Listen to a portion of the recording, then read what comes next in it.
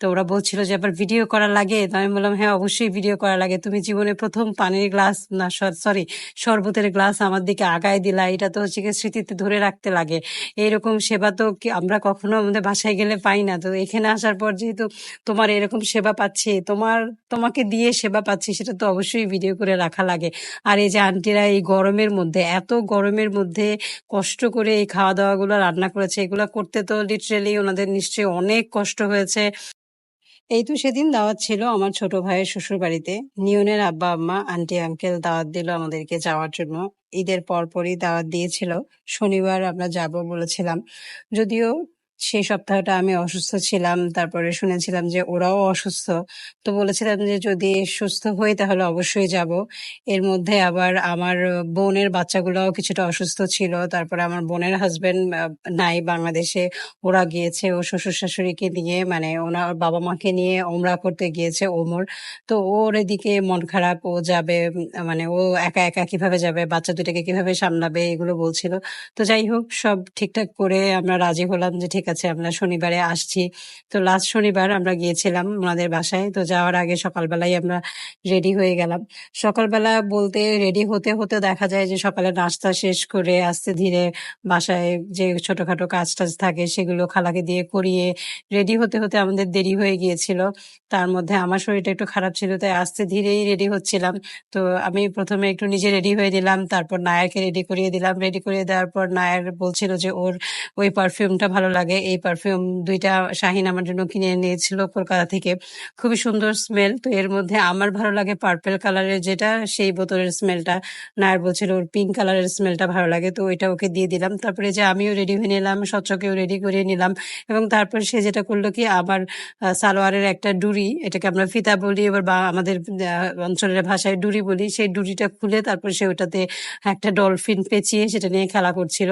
তো এত দেরি হয়ে গেল, দুপুর হয়ে যাওয়াতে দেখা গেল যে ওদের ক্ষুধা লেগে গেল। তো ওই সময় কেক বিস্কিট ছিল, ড্রাই কেক যেগুলো ছিল, সেই কেক বিস্কিট গুলোই ওদেরকে কিছুটা খাইয়ে নিলাম, নাহলে তো গাড়ির মধ্যে দেখা যাবে যে ক্ষুধার যন্ত্রণায় বাচ্চাগুলো খুব কান্নাকাটি শুরু করে দিবে। তো তারপরেও ফাইনালি আমরা 1:30টার দিকে মনে হয় বাসা থেকে বের হয়েছি।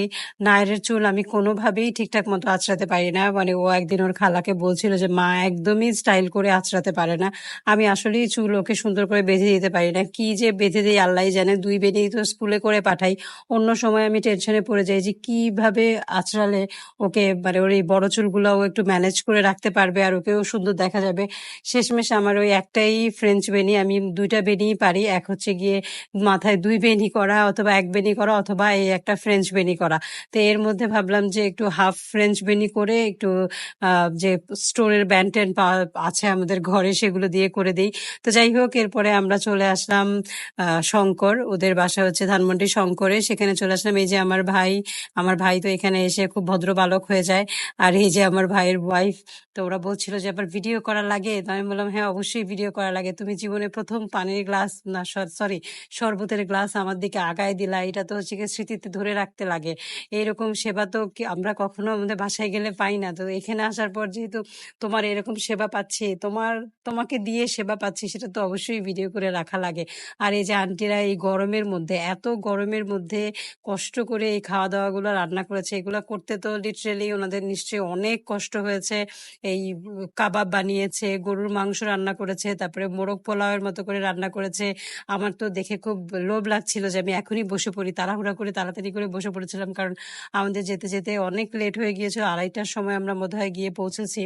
তো ওইদিকে মা, তারপর জিমি ওরা আগে চলে আসছিল, ওরা আমাদের জন্য ওয়েট করছিল। জিমি আসার পর বললো যে আমি বাচ্চাদেরকে খাইয়ে দিই, তোরা খেয়ে নে। আর জিমি আর আন্টি পরে বসে খেয়েছে। তো খাবারগুলো খুবই মজার ছিল, কিন্তু দেখে কষ্ট লাগছিল যে এই গরমের মধ্যে এগুলো করতে তো নিশ্চয়ই জানটা বের হয়ে গিয়েছে। তার মধ্যে আবার দেখলাম যে আন্টি অসুস্থ, আন্টির যে মা উনিও অসুস্থ, মানে নিয়নের নানি সেও অসুস্থ। ঈদের সময় নিয়নও অসুস্থ ছিল। তো পরে আমরা বলছিলাম যে এত কষ্ট করে কেন এগুলো করলেন, তাহলে মাত্র পয়লা বৈশাখ গেল, ডাল ভাত ভর্তা এগুলো করলেও কিন্তু খুব মজা করে খাওয়া যেত। তো যাই হোক খাওয়া দাওয়া শেষ করে ওনারা আবার আমাদের জন্য চা বানিয়েও নিয়ে আসলেন। ওনারা কিন্তু বাসায় চা খায় না কেউ, শুধুমাত্র আমাদের জন্য চা বানালেন। তো জিজ্ঞেস করছিলেন যে চিনি কতটুকু দিব না দিব। তো যাই হোক এখানে পরে আমাদেরকে মিষ্টি খেতে দিলেন, আমি সেগুলো রেকর্ড করতে ভুলে গিয়েছিলাম, পরে একটা ছবি ছিল সেটাই দিয়ে দিলাম। গেলাম, যে এরপরে আবার ছিল মিষ্টি খাওয়ার পালা, মিষ্টি, দই এগুলো খেলাম আমরা। তারপর এক মগ চা খেয়ে তারপর সেখান থেকে আমরা বিদায় নিলাম। তো আন্টি আঙ্কেল সবাই বলছিল, নিয়নও বলছিল যে তোমরা সবসময় লেট করে আসো আর যাওয়ার সময় সবার আগে চলে যাও। আসলেই পরপর ২ বার এরকমই হয়েছে। আগেরবারও গিয়েছিলাম লেট করে এবং যাওয়ার সময় আমাদের কাজ ছিল, তাড়াতাড়ি করে চলে গিয়েছি। এবারও ঠিক তাই হলো। কারণ ওটা ছিল শনিবার, ওদের গানের ক্লাস হওয়ার কথা শনিবারে, সপ্তাহে ১ দিনই হয় ২ ঘন্টার জন্য। তো ১ম দিকে আমার মনে ছিল না। পরে যখন মনে পড়লো তাড়াহুড়া করে রেডি হয়ে বের হয়েছিলাম। এই যে আমরা তাড়াহুড়া করে আসছি, এসে আবার ওদেরকে ১ ঘন্টার জন্য গানের ক্লাসে বসিয়ে দিয়ে তারপর বাসায় গিয়েছি। তো যাই হোক, এই হচ্ছে আমাদের আজকের ব্লগেই ছিল। আশা করি আপনারা ভালো আছেন এই গরমে, বেশি, বেশি পানি খাচ্ছেন এবং সবাই সুস্থ আছেন। আল্লাহ হাফেজ।